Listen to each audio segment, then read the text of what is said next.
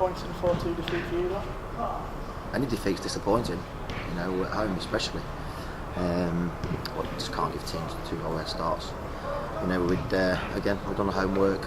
Thought we'd turned a corner by being solid and resolute at Nuneaton. Come here tonight, wanted to build on that. Start the way we did wasn't great.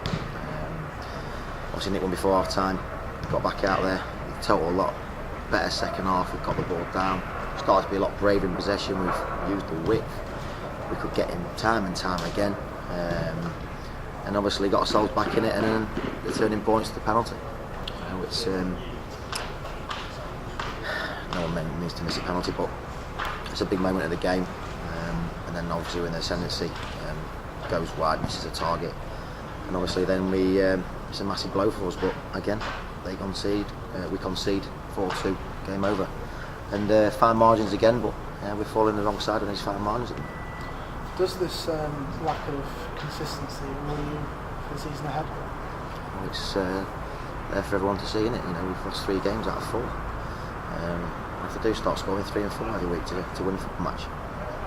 Same at Darlington last week. Can't keep giving teams 2 goals head starts. It was excellent at Darlington for large spells, but again 3-1 down, it's easy to play then. You want to be playing when it's 0-0, or we go 3-1 up.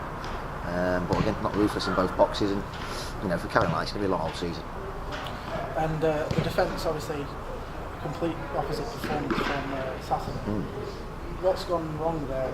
Obviously, 2 different extremes with the performance on Saturday and the performance tonight. What's happened there, do you think? Well, you've got to take pride in defending, whether it's 1v1 or whether it's a group. And at the minute, we just don't know what we're going to get from the team. There's no difference apart from Ellis coming in at left back. Obviously, Tom's injury. That shouldn't make a difference to anybody. That's not blaming Ellis. It's as a back 4 or as a group. You can't keep blaming the back 4. When we cleared the ball, we didn't get hold of it up top. We weren't brave enough in midfield to try and get a pass off a fullback. It's just too easy for them. And like I said, when you're 2-0 down, it's hard work. So I won't just blame the back 4, but it's worrying that we're conceding so many goals. They're not really good goals. Probably the third one was the pick of the bunch, but we've got to seriously dress ourselves and ready for Harrogate, which will be an even tougher game Sunday. Obviously, you made the change you were forced into making with the left back. What about the Bradley Wells coming in for Jonathan Fuller? Yeah, he was late. He was stuck in traffic. With Fuller was, so we had to make the change, and that was the reason why I thought Brad Wells was excellent going forward today. It was a massive threat.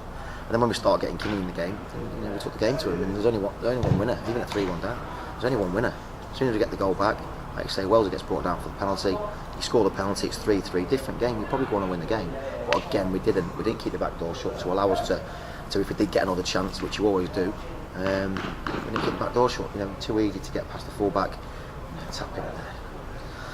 So going over old ground, like I said, needs addressing. Any comments on the officials' performance tonight? No, nothing. Thought the officials were good tonight. And was there a reason why the first change we didn't come to the Yeah, it was on the ascendancy. I thought we was well on top. Don't have to make changes for the sake of making changes.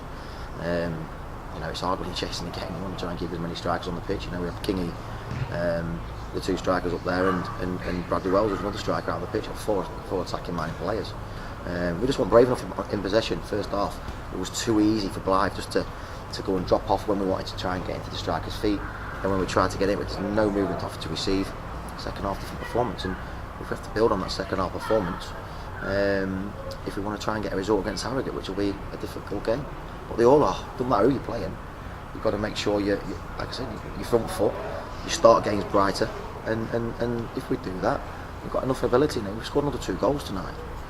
So can't keep going over old ground. And like I said, it's my job to get it right, and make sure I do. And lastly, an update on Jonathan Williams. Obviously, he sustained that injury with a nasty fall on Saturday. What's the deal? Well, he's got a scan booked in. So obviously, once the swelling goes down, obviously he'll get the scan. But obviously, that's a lot of swelling there at the minute. It doesn't look great. There's no damage to the bone, which is positive. So yeah, hopefully we can get. Obviously, Tom Davey missing for injury has been good. John O'Williams injured. Simo's still not 100%. Obviously Salty. Two players out the back 4 there who are obviously a big miss, but we've got enough in the group there to to compete, and it's about time we stood up and got some results. Is it now a case of not having any more injuries, hopefully? Obviously you've got 4 names out there. Yeah, it'll help, but we've got enough out there on that football pitch. Experienced players, there's enough out there that's playing league football, never mind Conference North football, and it's about time we all did the basics right from the start of the game. If we get the basics right, it's there for everyone to see how well we've done going forward, and I don't want to get away from that, but it's something I might just have to go back like we did last year. Just be really sit behind the ball, be hard to beat, be horrible, and then be really ugly, and that might be the way we have to go now. Okay, thanks Dave. Okay, cheers boys.